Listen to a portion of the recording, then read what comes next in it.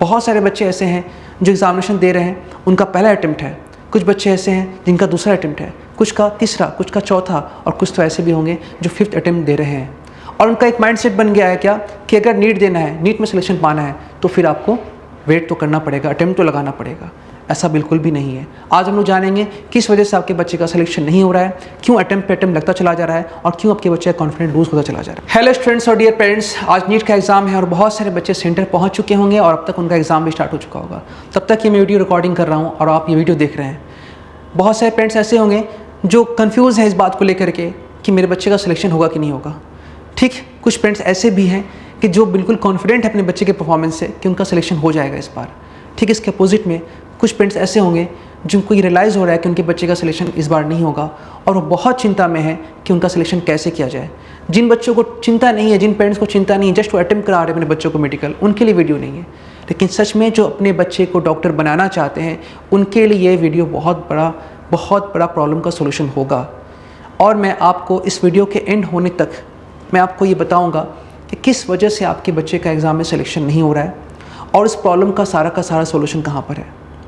अगर आप पेरेंट्स हैं इस वीडियो को देख रहे हैं तो अपने बच्चे को एग्जामिनेशन के बाद ये वीडियो ज़रूर दिखाइए।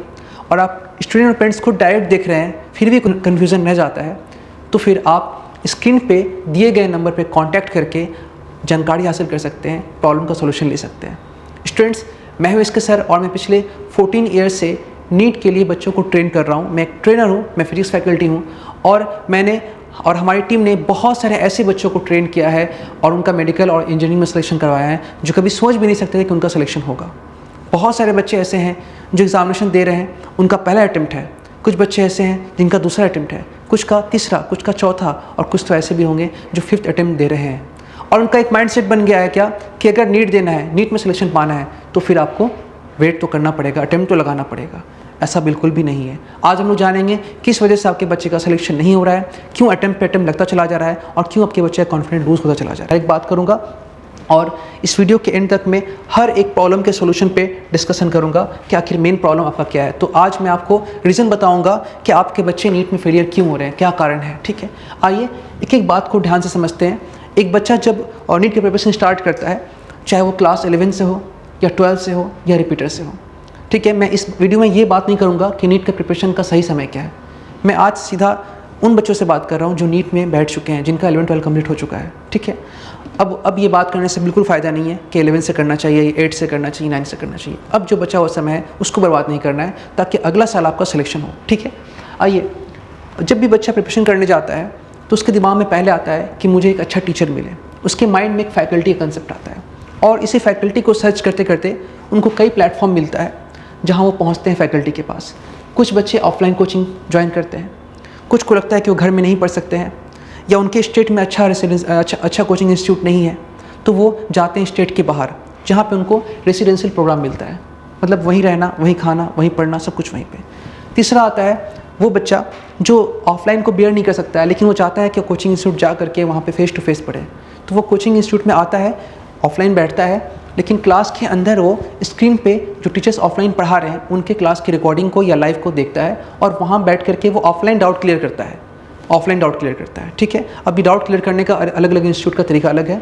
कुछ उसी टीचर से डाउट क्लियर कराते हैं जो कि बहुत कम चांस है, और कुछ अलग से टीचर रख लेते हैं, side teacher, part time teacher, जो उनके डाउट को क्लियर करते हैं। एक ये हाइब्रिड होता है। ठीक है, ऑनलाइन आप जानते हैं, मुझे बताने की ज़रूरत नहीं, ऑनलाइन का क्या कहानी है। ठीक है, उसके बाद आता है इन सबको करने के बाद प्रॉब्लम में आपका पहला बच्चा प्रॉब्लम जो फेस करता है वो फ़ी स्ट्रक्चर। और कहीं ना कहीं फ़ी स्ट्रक्चर का खेल ही ऐसा है जो आपको ये चॉइस देता है कि आपको किस कैटेगरी में जाना है।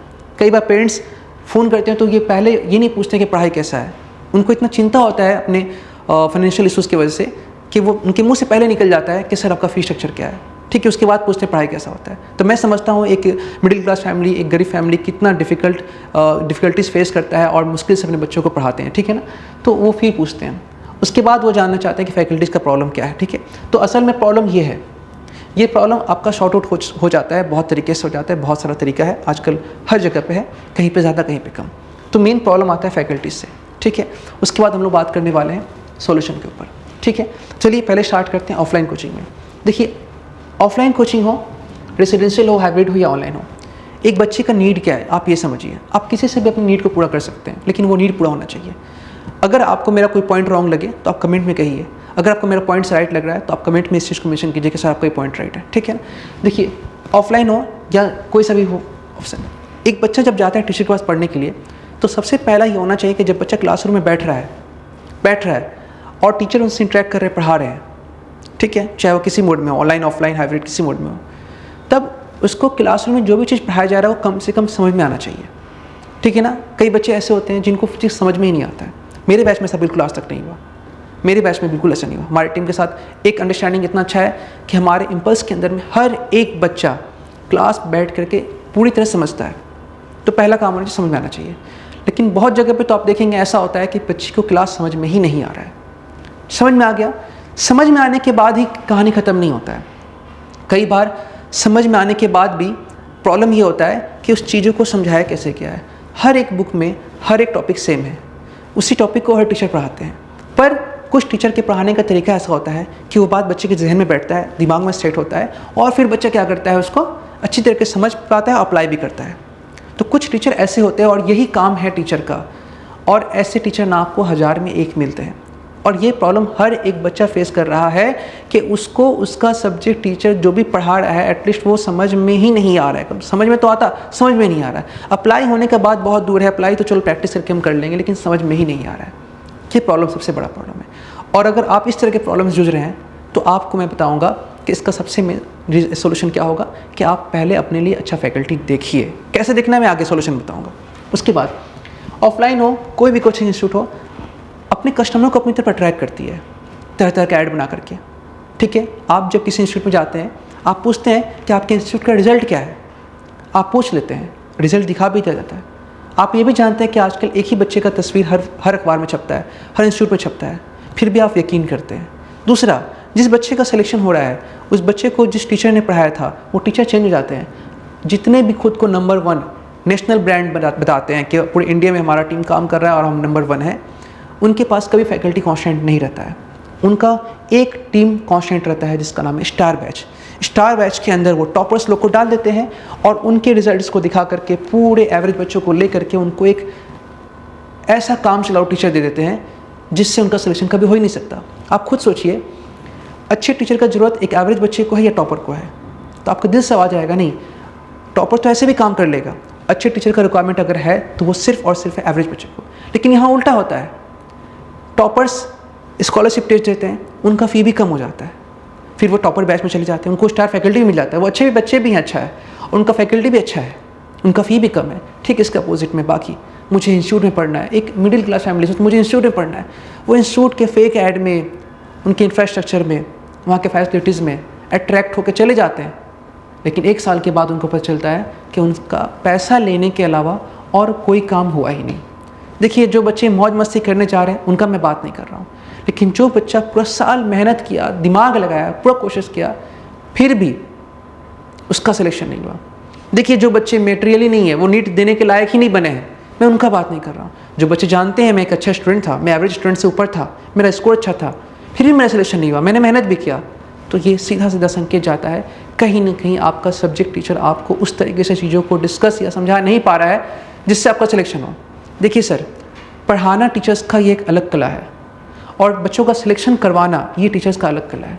ये दोनों टीचर बिल्कुल अलग होते हैं, एक पढ़ाने वाले, एक सिलेक्शन कराने वाले, ठीक है ना। कुछ टीचर बच्चों को सेटिस्फाइड कर देते हैं क्लासरूम में, लेकिन उसको सिलेक्शन के लेवल पर जाकर सेटिस्फाइड करना ये इंपॉर्टेंट है। आज बच्चा अगर मान लीजिए क्लास 11 स्कूल गया, ट्यूशन गया, उसको टाइम नहीं मिला पढ़ने का, क्लास 12 भी स्कूल गया, ट्यूशन गया, टाइम नहीं मिला पढ़ने का, रिपीट ईयर में आया, वो रिपीट किया, ठीक है, वो अगर एक अच्छा बच्चा है, टॉपर बच्चा है, तो रिपीट ईयर में सिलेक्शन पा जाना चाहिए। और अगर वो एवरेज से बिलो है, तो अगर मान लीजिए सिलेक्शन नहीं भी हुआ तो कम से कम बाउंड्री पे तो रहे, कंपटीशन में तो रहे। यही तो टीचर का काम है कि जो बच्चा कभी नीट सोच नहीं सकता था उसको बाउंड्री पे लाके खड़ा कर दिया, और जो बाउंड्री पे रहने वाला बच्चा था उसको सिलेक्शन करवा दिया। यही टीचर का काम होता है, ये समझना पड़ेगा बच्चा आपको। ये आपका प्रॉब्लम का सोल्यूशन होगा। आप ये कैसे होगा, ये आप कैसे समझेंगे, मैं आपको बताऊँगा। तो तरह तरह के अट्रैक्शन से आप चले जाते हैं। कोई बोल रहा है आजकल, देखिए यूट्यूब के अंदर ऐड चल रहा है कि अगर जनरल लाइफ के प्रॉब्लम को सॉल्व करना सीख जाओगे तो फिर नीट क्या बड़ी चीज़ है, ठीक है। कोई बोल रहा है हम एजुकेशन में रिवोल्यूशन लाएंगे, कोई बोल रहा है हम इंडिया के नंबर 1 ब्रांड है। यूट्यूब पे आप बहुत तरह के ऐड देख रहे होंगे। अच्छे से डिज़ाइन बना के ऐड कर दिया जाता है, ठीक है। एक ही बच्चा 3-3 जगह पेमेंट लेकर के अपना रिजल्ट शो कर रहा है और बोल रहा है कि हम यहाँ से भी पढ़े हैं, वो बोलता है यहाँ से ही पढ़े हैं। आप कैसे किसी के ऊपर ट्रस्ट कर लेते हैं? नहीं करना चाहिए था ट्रस्ट। पहला गलती आपसे यही होता है, इसका भुगतान आपके बच्चों को भोगना पड़ता है, ठीक है। ये हो गया। अब बात आता है रेसिडेंशियल कोचिंग इंस्टीट्यूट का और हाइब्रिड और ऑनलाइन का। इन सब में ही बच्चों को अट्रैक्ट करने के लिए सेम प्रोसेस अप्लाई किया जाता है, सब में। तो सर अब एक पेरेंट्स बोलेंगे सर एक मिडिल क्लास फैमिली जो साइंस इस फील्ड के इतने सारे जो घूमे घूमे बातें हैं जलेबी वाले, इनको एक पेरेंट्स नहीं समझ पाता है, उसके लिए क्या सोल्यूशन है? इसके लिए एक ही सोल्यूशन है कि आप जब किसी इंस्टीट्यूट में जाते हैं तो आप रिज़ल्ट पे फोकस करते हैं कि आपका रिज़ल्ट क्या है। इंस्टीट्यूट बता दिया कि ये रिज़ल्ट है, पता चला जो रिज़ल्ट दिखाया जा रहा है वो इंस्टीट्यूट का नहीं है, और अगर इंस्टीट्यूट का है भी तो वो टीचर अब नहीं है, है ना? यही ना होता है। आप देखिए कि टीचर्स कैसा पढ़ाते हैं। आज बच्चों ने ऑफलाइन रेसिडेंशियल हाइब्रिड को कुछ बच्चे छोड़ के, कुछ बच्चे ऐसे हैं जो ऑनलाइन में काम कर रहे हैं, और जो भी यूट्यूबर्स ऑनलाइन में पढ़ा रहे हैं, क्या उनके पास कोई रिजल्ट था? लेकिन बच्चे ने उन पर विश्वास करके पूरा साल अपना ज़िंदगी मोबाइल के हवाले छोड़ दिया। और हालांकि जिनका ज़िंदगी बर्बाद हुआ है ऑनलाइन में बहुत लोग का, 1000 में एक बच्चा अगर सिलेक्शन पा जाता है, वो ऐसा बच्चा होता है जिनका सिलेक्शन तो अगर नहीं भी पढ़ा तो हो जाएगा, वो ऐसे ही बच्चे होते हैं। तो उनको देख के कि सबको, कई बच्चे तो ऐसे हैं कि जिनको दिन रात क्लास में मेहनत किया गया है, टीचर्स को गाइड कर रहे हैं, वो खुद पढ़ रहा है, तो भी इतना पर्सनल अटेंशन देने के बाद भी बाउंड्री पर जाके फेल हो जा रहा है। तो ऐसा बच्चा ऑनलाइन में कैसे हो जाएगा? वो कमेंट में आप देखते होंगे बहुत कि online is the best, online is the best. लेकिन एग्ज़ाम दे के आने के बाद हर बच्चा फील कर रहा होगा कि हम 2-3 साल से ऑनलाइन कर रहे हैं और अभी तक मेरा सिलेक्शन नहीं हुआ है। उनके जूनियर भाई बहन, कोई ऑफलाइन से, कोई हाइब्रिड से, कोई रेसिडेंशियल से, वो डॉक्टर बन गए हैं। अब ये बड़े वाले भैया पीछे देख रहे हैं कि छोटा वाला भाई बहन मेरा जूनियर था वो डॉक्टर बन रहा है, और मेरा भी ये हाल है। शर्म से ऐसे बच्चे निकल नहीं पाते बाहर, बहुत दिन तक वो अपने रूम में ही बंद रहते हैं, परेशान रहते हैं, माँ बाप से बात भी नहीं करते, माँ भी परेशान रहते हैं, उनके दिमाग में एक ही चीज़ बैठ गया, मुझे डॉक्टर ही बनना है। तो इन प्रॉब्लम के सोल्यूशन में बात करना पड़ेगा। होते हैं कुछ बच्चे कर लेते हैं, मैं मानता हूँ, लेकिन एक को देख के 1000 बीमार नहीं पड़ सकते। ये प्रॉब्लम सबसे बड़ा प्रॉब्लम है, ठीक है। मैं इस पे बारे में बिल्कुल बात नहीं करने वाला हूँ, ठीक है। जिसको जो अच्छा लगा वो करे, ठीक है। यहाँ पे आते हैं, अब आता है बात सोल्यूशन का कि सर हम तो इंस्टीट्यूट के अच्छी बातों में पड़ जाते हैं। तो इसका एक सोल्यूशन ये है कि आप जिस भी इंस्टीट्यूट में जाइए, पहले आप उस इंस्टीट्यूट के टीचर्स का ट्रायल क्लास कीजिए, या फिर वहाँ पे जो बच्चे पढ़ रहे हैं उनसे एट प्रेजेंट डिस्कशन कीजिए कि टीचर्स वहाँ पे किस तरह से पढ़ाते हैं। और इस मामले में अगर आप कोलकाता के अंदर हैं, ठीक है, या कोलकाता के बाहर हैं, अभी इम्पल्स दोनों ही तरह के स्टूडेंट्स को अच्छा सर्विस दे रही है। हम ट्रायल दे रहे हैं, हमारा ट्रायल क्लासेस चल रहा है, ऑफलाइन के लिए भी और रेसिडेंशियल के लिए भी। जो ऑफलाइन में ट्रायल करना चाहते हैं वो कोलकाता हावड़ा एसी में आकर के ट्रायल कर सकते हैं। जो रेसिडेंशियल के लिए करना चाहते हैं वो हावड़ा एसी में भी ट्रायल कर सकते हैं, मालदा में भी कर सकते हैं, मुर्शिदाबाद में भी कर सकते हैं, ठीक है। ये आप ट्रायल कर सकते हैं। तो ट्रायल करने से क्या होगा ना कि आपको एटलीस्ट पता चल जाएगा जिस टीचर के पास जा रहे हैं वो टीचर का बच्चों के साथ पढ़ाने का अंडरस्टैंडिंग कैसा है, वो तरीका कैसा है वो। और एक टीचर जो 2 साल 3 साल से बच्चा पढ़ चुका है कहीं बाहर में, चाहे ऑनलाइन में, चाहे हाइब्रिड में, चाहे ऑफलाइन में, और आप हमारे पास आएंगे, हम उन्हीं चीज़ को दोबारा पढ़ाएंगे और बता देंगे आपको आज तक की बात समझ में नहीं आया लेकिन अब आ गया, तब आपका बच्चा फील करता है पहले मुझे कोई ऐसा बताया होता तो अब तक तो मैं इसको अप्लाई कर चुका होता। तो इम्पल्स की टीम आपको ऑफलाइन के लिए और रेसिडेंशियल के लिए और हाइब्रिड के लिए, ऑनलाइन तो हम चला ही रहे, सभी के लिए आपको एक ट्रायल क्लास देगी, ठीक है। और आप चाहते हैं कि ट्रायल बुक करना है तो ट्रायल बुक करने के लिए कॉस्ट भी बिल्कुल फ्री है, इसका कोई कॉस्ट नहीं है, बिल्कुल फ्री ऑफ कॉस्ट है। आप नीचे स्क्रीन पे दिए गए नंबर पे कांटेक्ट करके अपना ट्रायल बुक कर सकते हैं, पहला। दूसरा आपका सॉल्यूशन ये है कि आप आइए ऑफिस में, ऑफलाइन बैठ करके चीज़ों पे बात कीजिए। आपको अगर ट्रायल नहीं करना है, पहले आप बात करना चाहते हैं तो आप आइए, बातचीत करके सब कुछ समझिए, उसके बाद ट्रायल ज्वाइन कीजिए। ट्रायल ज्वाइन करने के बाद आपको अगर अच्छा सेटिस्फेक्शन फील होगा तो आप क्लास कीजिएगा। मैं इस बात का दावा देता हूँ कि हम जैसा सर्विस देंगे आपको, हमारी इम्पल्स की टीम जैसा सर्विस देगी फैकल्टी के रूप में, वैसा किसी इंस्टीट्यूट में नहीं होगा, मैं ऐसा नहीं बोलूँगा, लेकिन शायद ही किसी स्टार बैच में इस तरह की फैकल्टी आपको मिलेगी जहाँ पे हम ये आपको स्टार फैकल्टी हर एक एवरेज बच्चे को देंगे, सिर्फ किसी टॉपर बच्चे को नहीं, हर एक बच्चे को जो हमारे पास सिलेक्शन करने आएगा उनको देंगे, ठीक है। ये इंपॉर्टेंट हो गया आपके लिए। दूसरा चीज़ क्या बातें हैं, बच्चों का जो मेन प्रॉब्लम है फीस स्ट्रक्चर पे, इस पर बात करते हैं। तो नेक्स्ट प्रॉब्लम जो बच्चों का है वो फीस स्ट्रक्चर। तो फीस स्ट्रक्चर पर हम लोग बात करते हैं। देखिए फीस स्ट्रक्चर जो है आमतौर पे मैंने यहाँ पे अदर इंस्टीट्यूट लिखा है, फिर बाद में मैंने इम्पल्स का फ़ी स्ट्रक्चर लिखा है। जो ग्रीन से आप देख रहे हैं वो अदर इंस्टीट्यूट का फ़ी स्ट्रक्चर है, ठीक है। तो आइए देखिए, ऑफलाइन में आप किसी अदर इंस्टीट्यूट को करते हैं तो कम से कम आपको ऑफलाइन का 1 साल का 1,30,000 और 1.5 लाख तक और 2 लाख तक भी जाता है, 2.5 लाख तक भी जाता है। तो मैंने कम से कम लिखा है, ये ऑफलाइन में होता है, ठीक है। जहाँ पे आपको इम्पल्स में ये कोर्स फ़ी अभी स्कॉलरशिप में 54,000 में, ये 54,000 का जो है आपका सीट लिमिटेड है। 4 मई को 4 मई को एग्ज़ाम है, ये 15 मई तक अवेलेबल है। 15 मई के अंदर आप एडमिशन करते हैं तो ये आपका 54 में होगा। उसके 10 डेज़ के बाद करते हैं तो 61 में होगा, फिर उसके 10 डेज़ के बाद करते हैं तो 71 में होगा, और उसके बाद 85 में हो जाएगा, और एट लास्ट जब वो स्कॉलरशिप ख़त्म हो जाएगा तो ये 1,25,000 में होगा।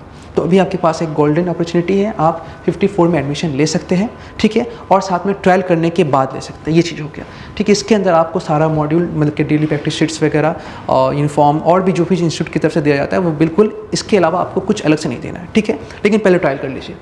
उसके बाद रेसिडेंशियल में अदर इंस्टीट्यूट का 2.5 लाख से 4 लाख खर्च होता है, ठीक है। लेकिन हमारे तरफ से जो आपका कोर्स फ़ी होगा वो 1 लाख से 1,85,000 के अंदर में रेसिडेंशियल का सारा हो जाएगा 1 साल का। अभी आपका जो मैंने लिमिट बताया, ये पूरा मई मंथ तक हम लोग 1 लाख में सब कुछ, रहना, खाना और रेसिडेंशियल तीनों देंगे। और रेसिडेंशियल में हमारा जो टीम है वो आपको जो फैसिलिटी देगी, बच्चा पढ़ने के बाद जिस रेसिडेंशियल रूम में जाके रहेगा वो रूम में भी वहाँ गाइडलाइन उनको मिलेगा कि कब खाना है, कब पढ़ना है, कब सोना है, कब खेलना है, कब उठना है, ये सब कुछ। और साथ में हमारा रेसिडेंशियल फैसिलिटी बहुत रिच क्वालिटी का है, मतलब अच्छा बेड, बिस्तर, रूम सब कुछ बहुत अच्छा है, ठीक है ना, फैंसी टाइप, जैसे कोटा में अच्छे रेसिडेंशियल कोचिंग इंस्टीट्यूट के अंदर होता है वैसा बिल्कुल है। हाइब्रिड के अंदर बाकी इंस्टीट्यूट का 40 से 60 हज़ार होता है, लेकिन हमारा 20 से 30 हज़ार में हो जाएगा। और ऑनलाइन में जो कोर्स होता है, आमतौर पे यूट्यूब पे बहुत से फ्री कोर्स भी चलता है, और लास्ट कुछ लोग बोलते हैं कि अनुशासन दिखा करके ऑनलाइन में पढ़ाते हैं, तो लोग 40 हज़ार ले लेते हैं अनुशासन के नाम पे। तो फिलहाल अभी हम लोग जो ऑनलाइन में है वो 10,000 में हमारा कोर्स फ़ी है, और जब स्कॉलरशिप खत्म हो जाएगा तो वो एक आपका 15,000 तक हो जाएगा। ये बुल से 1.5 लाख लिखा गया, ये 15,000 होगा, ठीक है। तो ये चीज़ है आपका।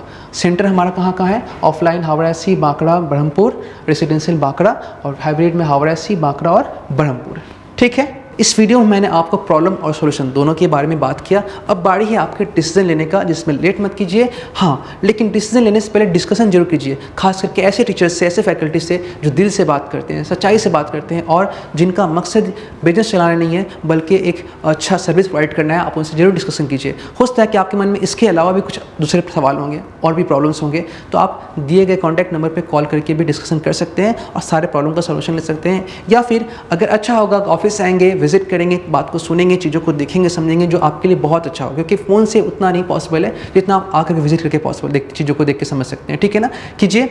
और अगला डिसीजन लेने से पहले आप चीज़ों को समझ लीजिए, ताकि वो गलती जो हो चुका आपसे दोबारा ना हो, ताकि अगले साल जो है आपके बच्चे का सिलेक्शन क्या हो, कंफर्म हो। और अगर आपका बच्चा पहला अटेम्प्ट दे रहा है और अगर लगता है वो बहुत वीक है, फिर भी उसको अगर तैयारी करना है, तो कम से कम उस बच्चे को ऐसा फैकल्टी मिले कि उसको एकदम नीट के करीब जाके खड़ा कर दे, ताकि अगले साल अगर उसको रिपीट लेना भी होना तो ये सोचे कि मैं बहुत करीब आया हूँ, मैं सिलेक्शन पा सकता हूँ। ऐसे फैकल्टी के लिए आप सोचिए। मुझे उम्मीद है हमने ऐसे बहुत सारे एवरेज और बिलो एवरेज स्टूडेंट्स को नीट में सिलेक्शन कराया है, और उम्मीद है मैं आपके बच्चे को भी सिलेक्शन दूंगा। तब तक के लिए स्ट्रांग रहिए और अच्छे से पढ़ते रहिए बच्चा लोग। और अगर आप पेरेंट्स हैं तो अपने बच्चों को अभी थोड़ा सा ये समय नाजुक है, उनको समझाइए, स्ट्रांग रहिए। मिलते हैं अपने अगले लेक्चर में। Bye bye.